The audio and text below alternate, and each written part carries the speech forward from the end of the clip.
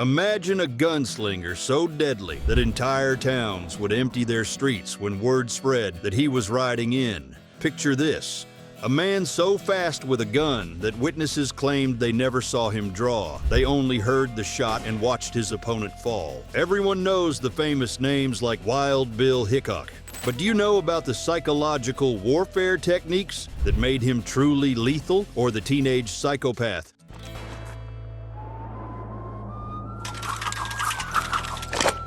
Appears to do, yes.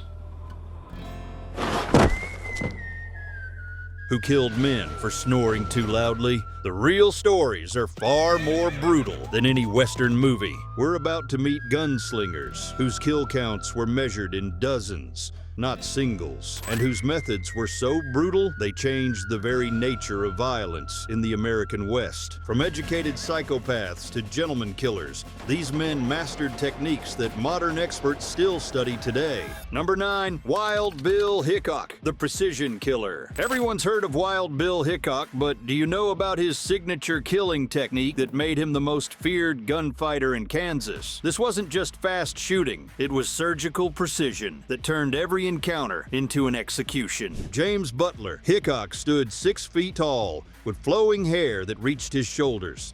But it was his pale blue eyes that truly terrified his opponents. Witnesses described them as dead man's eyes, cold, calculating, and completely emotionless even in the heat of battle. But Wild Bill's deadliest weapon wasn't his famous Colt Navy revolvers. It was his unnatural ability to remain calm while other men panicked.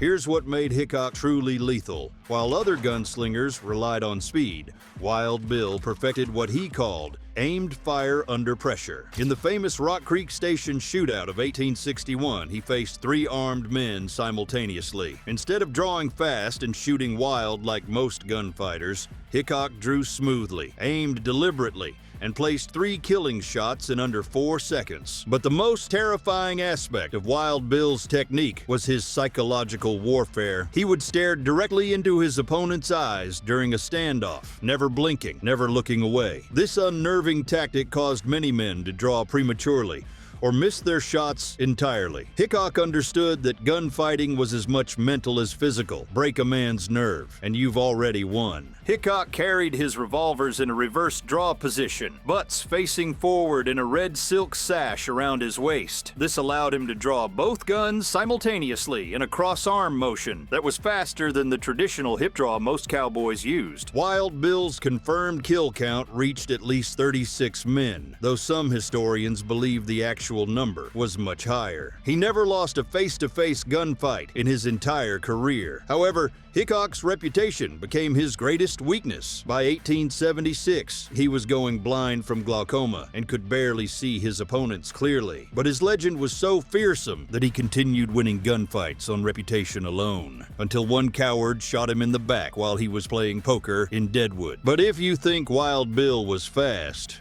wait until you meet the gunslinger, whose draw was so quick that photographers couldn't capture it even with multiple exposures. Number 8, John Wesley Harden, the teenage terror. Picture a baby-faced teenager who killed his first man at age 15 and went on to become the most prolific killer in Wild West history. John Wesley Harden wasn't just deadly, he was a stone-cold psychopath who turned murder into a daily routine. Born in 1853, Harden looked like a choir boy with his soft features and slight build. But behind that innocent face was a mind that viewed human life as completely disposable.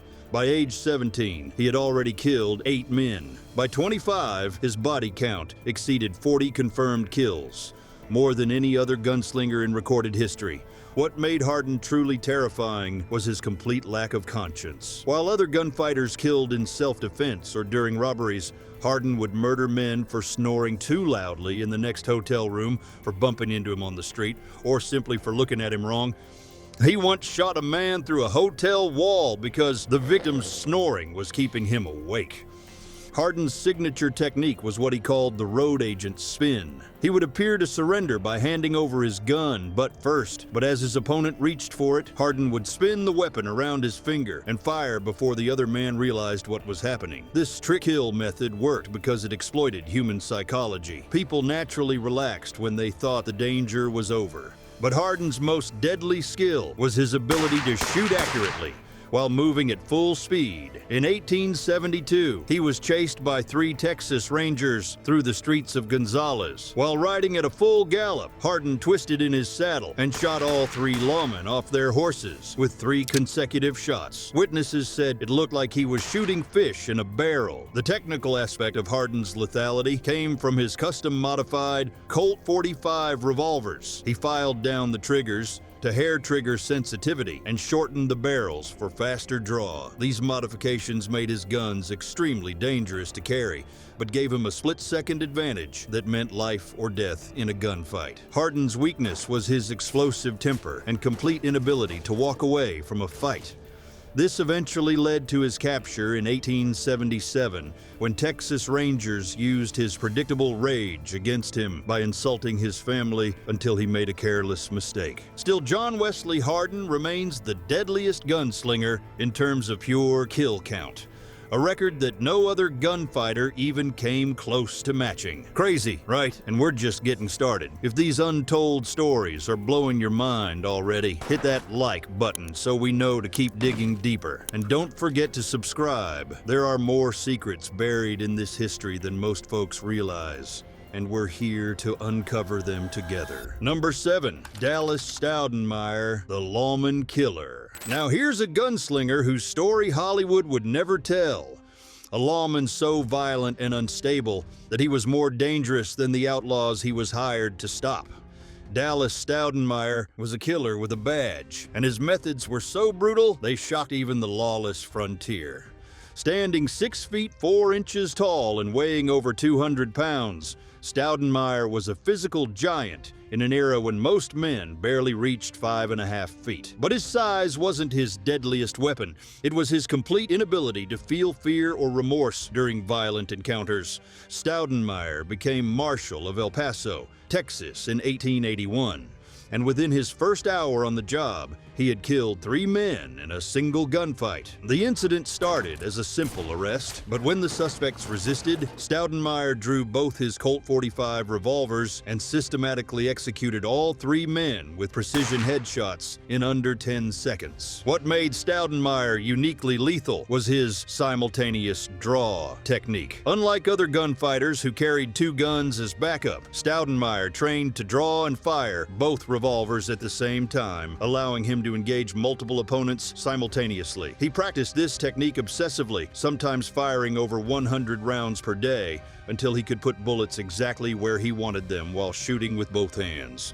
But Stenmire's most terrifying characteristic was his complete emotional detachment during violence. Witnesses described him as smiling calmly while shooting men down, sometimes pausing to reload methodically while wounded opponents begged for mercy. He treated killing like a carpenter treats hammering nails, just another job to be done efficiently. Stenmire carried custom-made holsters positioned for a cavalry draw, straight down at his sides rather than angled backward. This allowed him to clear leather faster and draw both guns in a single smooth motion that confused opponents who expected a traditional hip draw. His confirmed kill count reached 18 men in just 3 years as a lawman, making him statistically more deadly than most of the outlaws he pursued. But Stenmire's excessive violence eventually made him a liability, even to those who hired him. The irony of Dallas Stenmire was that his complete fearlessness in gunfights was also his downfall. In 1882, he walked into an obvious ambush because he literally couldn't imagine losing a gunfight. 3 men with shotguns proved him wrong.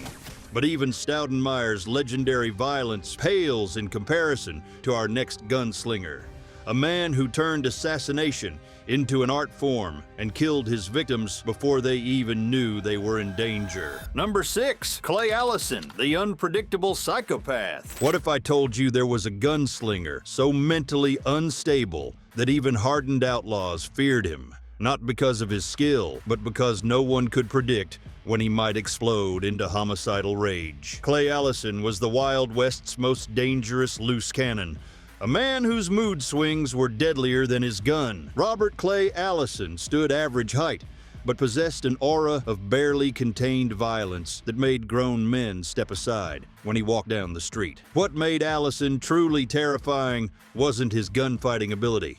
It was his complete unpredictability and his habit of killing people for reasons that made sense only to his twisted mind. Allison's signature technique was what witnesses called sudden death syndrome. He would appear completely calm and friendly one moment, then explode into lethal violence without any warning. In 1870, he was having a pleasant conversation with a man in a Samarran saloon when something the man said triggered Allison's rage. Before anyone could react, Allison had drawn his gun and shot the man 3 times in the chest, then calmly returned to his drink as if nothing had happened. But Allison's most disturbing characteristic was his ritualistic approach to violence.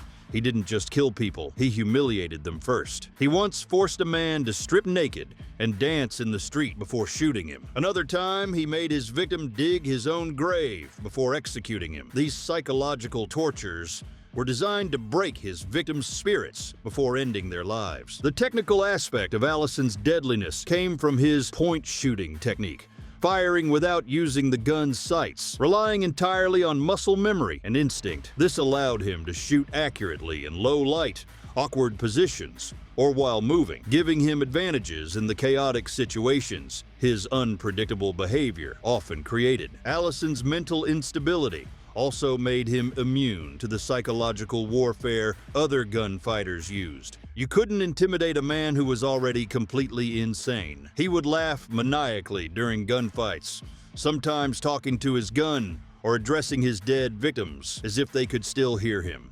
His confirmed kill count is difficult to determine because many of his victims were killed in remote locations and never reported.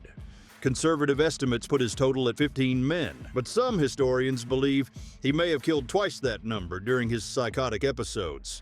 The strangest aspect of Klay Allison's career was that he had periods of complete normalcy between his violent outbursts. During these calm phases, he was described as charming, intelligent, and even generous. But everyone who knew him understood that the violence was always lurking just beneath the surface, ready to explode without warning. Allison's unpredictability ultimately saved his life. He died in 1887 when a wagon wheel ran over his head in a freak accident, probably the only death that could have caught him completely off guard. Number 5, King Fischer, the gentleman assassin. Now meet the deadliest gunslinger who dressed like a peacock and killed like a viper, a man who turned violence into high fashion and made murder look elegant. King Fischer was the Wild West's most stylish killer, and his flamboyant appearance disguised the soul of a stone-cold assassin. John King Fischer stood out in any crowd with his custom-made Mexican vaquero outfit, a black velvet jacket with silver conchos, tight-fitting pants with silver buttons down the seams, and a sombrero with a silver band. But the most distinctive part of his wardrobe was his pearl-handled Colt .45 revolvers in hand-tooled holsters decorated with his initials in silver. What made Fischer uniquely dangerous was his ability to use his flashy appearance as a psychological weapon.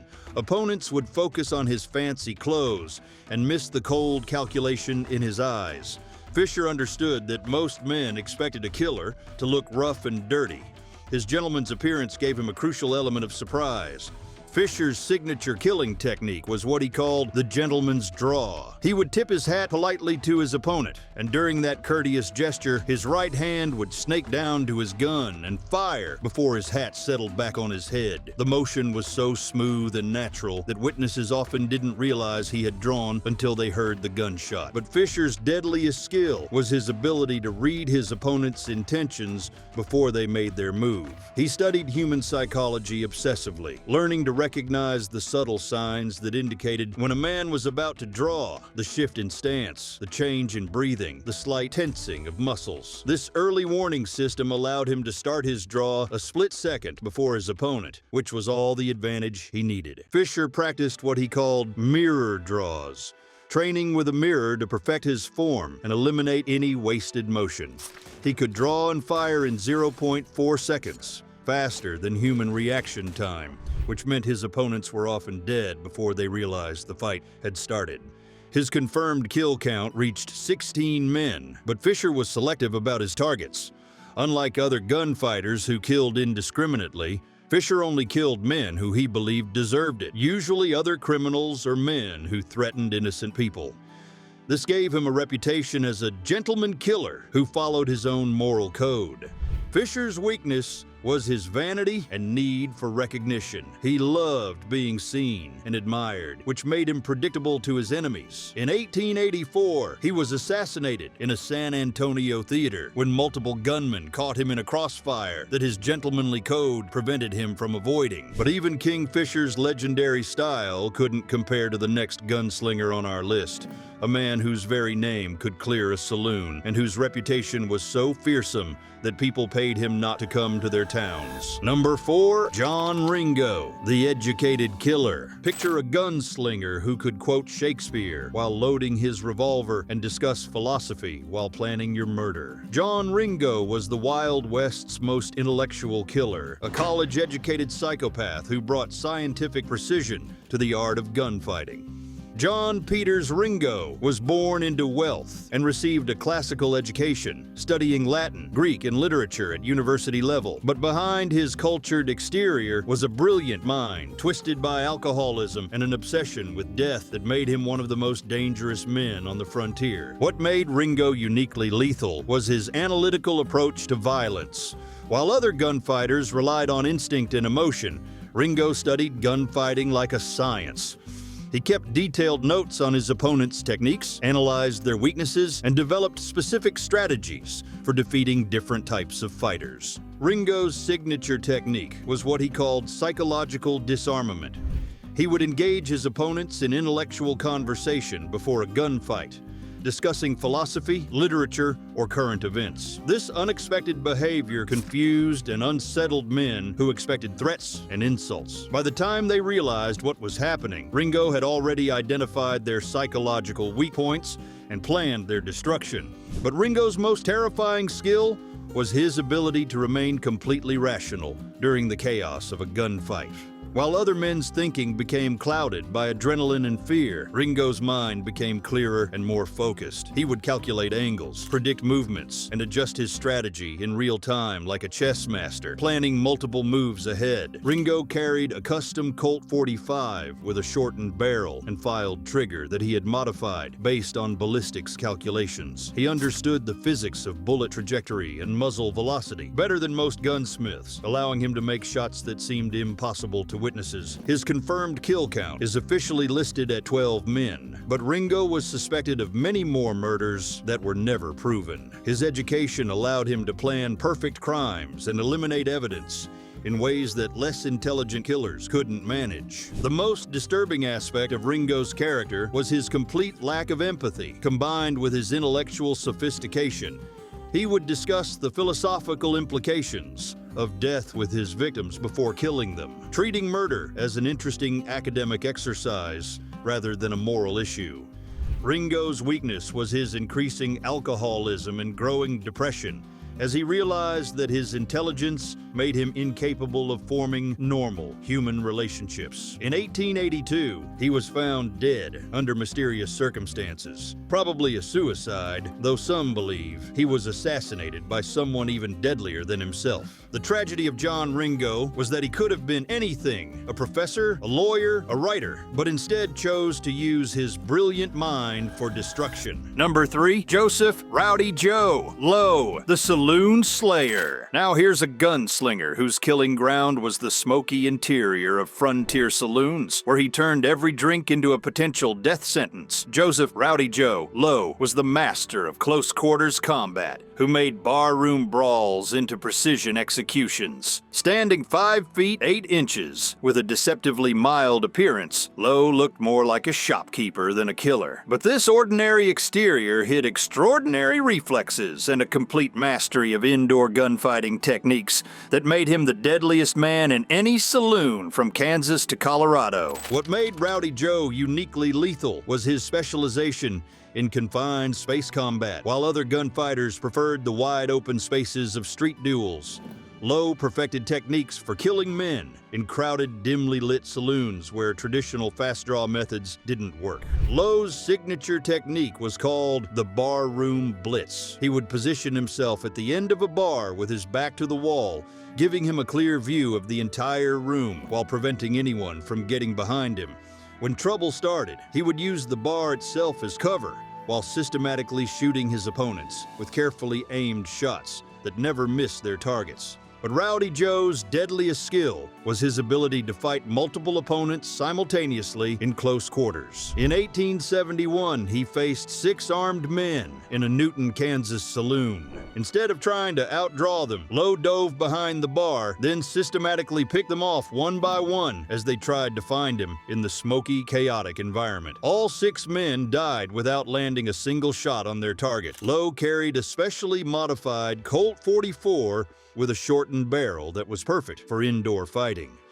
The shorter barrel made it easier to maneuver in tight spaces and reduced muzzle flash, helping him maintain his night vision in dark saloons. His confirmed kill count reached 14 men, almost all of them killed in saloon fights. But what made Low's record remarkable was that he never lost a single indoor gunfight and was never seriously wounded, despite facing multiple opponents on numerous occasions.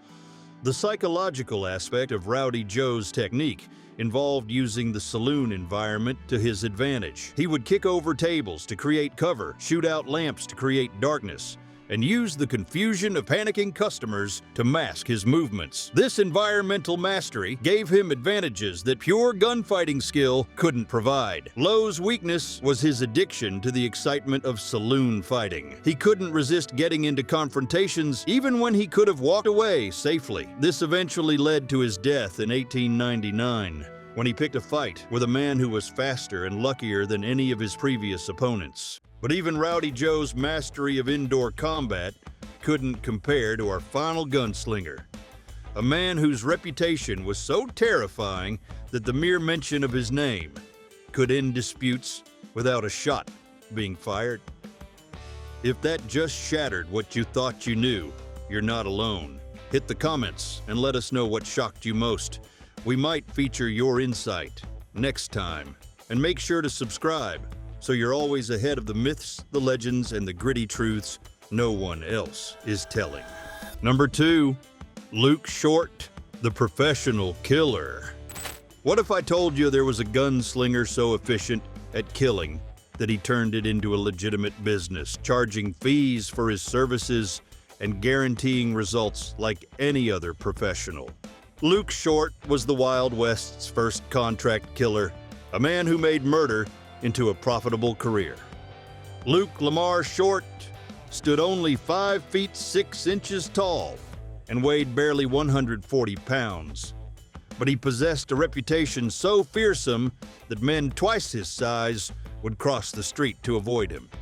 What made Short truly dangerous wasn't his physical presence. It was his complete professionalism and his 100% success rate in gunfights. Short's signature technique was what he called the businessman's approach. He would research his targets extensively, learning their habits, weaknesses, and preferred fighting methods. Then he would choose the time, place, and circumstances of the confrontation to give himself maximum advantage. This methodical preparation meant that by the time the actual gunfight occurred, the outcome was already predetermined.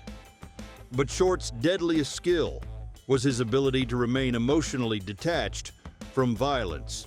While other gunfighters fought in anger or fear, Short approached killing with the cold efficiency of a businessman completing a transaction. He felt no rage, no excitement, no remorse, just professional satisfaction at a job well done. Short carried twin Colt .45 revolvers in specially designed holsters that allowed for what he called a business draw. Smooth, fast, and completely reliable under any circumstances. He practiced his draw for 2 hours every morning, like a businessman reviewing his accounts. His confirmed kill count officially stands at 8 men, but this low number is misleading. Short was selective about his targets and only fought when he was certain of victory. His reputation was so fearsome that most potential opponents backed down rather than face him, which actually reduced his total kills while increasing his legend. The most remarkable aspect of Short's career was his business model. He would accept contracts to eliminate specific individuals for agreed-upon fees, treating assassination like any other professional service. This approach made him wealthy and gave him a steady income that other gunfighters never achieved. Short's psychological warfare was as sophisticated as his shooting skills. He would study his targets' personalities and use their own fears against them. Some men he killed with words before he ever drew his gun, breaking their nerves so completely that they were already defeated before the fight began. His weakness was his growing reputation, which eventually made him too recognizable to operate effectively. By 1890, everyone knew Luke Short by sight, making it impossible for him to set up his carefully planned confrontations without attracting unwanted attention. Short died in 1893 of natural causes. One of the few gunfighters to retire successfully from a profession that usually ended in violent death. Number 1, the psychology of legendary killers. Now here's the terrifying truth that Hollywood never reveals. The deadliest gunslingers weren't just fast with a gun. They were masters of human psychology who could kill a man's spirit before they ever touched their weapon. Every legendary gunfighter on our list shared certain psychological characteristics that separated them from ordinary violent men. They possessed what modern psychologists would recognize as classic psychopathic traits: complete emotional detachment, inability to feel empathy, and the capacity to view other humans as disposable objects rather than living beings. But what made these men truly deadly was their intelligence. They weren't mindless killers. They were calculating predators who understood human nature better than most people understood themselves. They could read micro-expressions, detect fear in a man's voice, and identify the precise moment when an opponent's nerve would break. The most successful gunfighters developed what we now call psychological profiles of different types of opponents. They knew that young men would draw too fast and shoot wild, that older men would hesitate too long before drawing, and that drunk men would be slow but unpredictable. This knowledge allowed them to adjust their tactics for maximum effectiveness. Here's the part that would shock modern audiences. Many of these legendary killers never actually drew their guns in most confrontations. Their reputations were so fearsome that simply showing up would end disputes immediately. A single cold stare from Wild Bill Hickok or John Wesley Harden could send armed men running without a shot being fired. The psychological warfare extended to their choice of weapons and appearance. King Fischer's flashy clothes, Dallas Stenmire's intimidating size, and Luke Short's professional demeanor were all carefully calculated to create specific psychological effects on their opponents. But perhaps the most disturbing aspect of these legendary gunfighters was their complete lack of conscience. They could kill a man in the morning and eat a hearty lunch afterward without any emotional disturbance. This emotional detachment allowed them to function normally in society between killings, making them even more dangerous because no one saw them coming. The tragedy is that many of these men possessed exceptional intelligence and natural leadership abilities that could have made them successful in legitimate careers. Instead, they chose to use their talents for destruction, becoming legends of violence that still fascinate us today. The real Wild West was far more brutal and terrifying than any movie has ever dared to show. These legendary gunslingers didn't follow codes of honor or fight fair duels at high noon. They were efficient killers who used every advantage, every weakness, and every psychological trick to ensure they walked away alive while their opponents didn't. Which of these deadly gunfighters surprised you the most? Did any of their techniques or psychological methods shock you with their cold efficiency? Let us know in the comments below. We love hearing your thoughts on the real history behind these legendary killers. If you're fascinated by the brutal realities behind Wild West legends, make sure to hit that subscribe button and ring the notification bell. We've got plenty more shocking truths about frontier life to explore, from the real reasons behind famous feuds to the forgotten weapons that actually won the West.